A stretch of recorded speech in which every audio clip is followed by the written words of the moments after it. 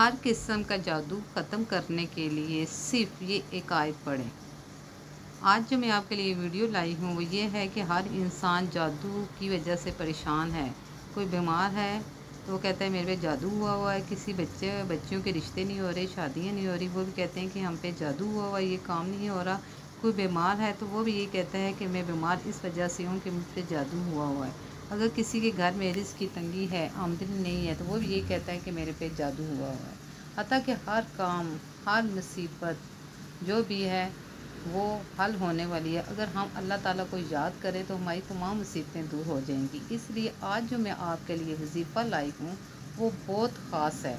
अगर ये आप करेंगे तो इंशाअल्लाह ताला अल्लाह ताला की तरफ से आप पर बहुत ज़्यादा रहम होगा और आप पर जो जादू हुआ है वो ख़त्म हो जाएगा। सबसे पहले जो आपने करना है, आपने 5 वक्त की नमाज बाकायदगी से पढ़नी है। 5 वक्त की नमाज जो है वो आपने बाकायदगी से पढ़नी है और कुरान मजीद की तिलावत भी आपने करनी है। सबसे पहली बात यह है कि जब आप उठें फजर की नमाज़ के लिए, अगर आप फजर की नमाज़ नहीं पढ़ते, पढ़नी तो आपको चाहिए।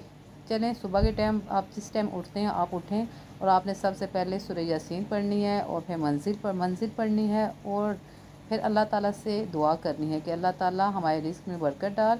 और मंजिल पढ़ने का ये फ़ायदा होता है कि आप किसी किस्म का जादू है, कोई मुसीबत आई है, कोई असेब है, कोई जिन जन्नात आपके घर में है या किसी के साथ चिपके हुए तो वो ख़त्म हो जाएंगे, क्योंकि अल्लाह ताला को हर टाइम याद रखना चाहिए। और ये वजीफ़ा जो है ये आपने 7 रोज़ पढ़ें। ये वजीफ़ा आपने 7 रोज़ पढ़ना है और दिन में आपने किसी टाइम 7 बार रोज़ पढ़ें। 7 दिन नहीं पढ़ना, ये आपने पढ़ना है 7 बार रोज़ पढ़ें।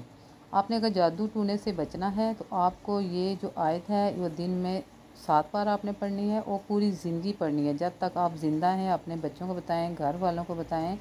तो आपने रोज़ाना जादू से बचना चाहते हैं तो ये आयत रोज़ाना 7 बार पढ़ें। आयत ये है, सुम बुम बुकमुन उमयुन फ़ाहुम ला यर्जिऊन। गाने की वीडियो तो सारे शेयर करते हैं, अच्छी बात को शेयर करना सदका जारिया है।